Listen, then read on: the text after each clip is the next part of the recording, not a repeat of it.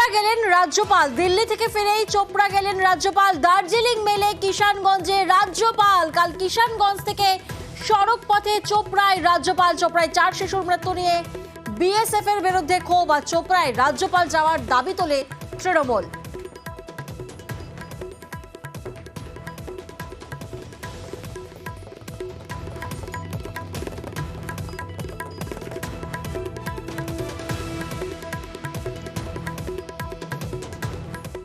চোপড়ায় গেলেন রাজ্যপাল। রাজ্যপাল দার্জিলিং মেলে যাচ্ছেন, আর যাওয়ার পথেই বিভিন্ন ফাইল সই করছেন।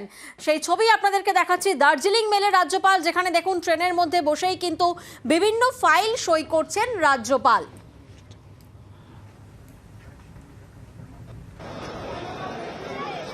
রাজ্যপাল সিভি আনন্দ বোস তিনি চোপড়ার উদ্দেশ্যে রওনা দিয়েছেন। ইতিমধ্যেই তিনি বিভিন্ন ফাইলে কাজ করতে করতেই যাচ্ছেন চোপড়ার উদ্দেশ্যে। দার্জিলিং মেলে তিনি রয়েছেন।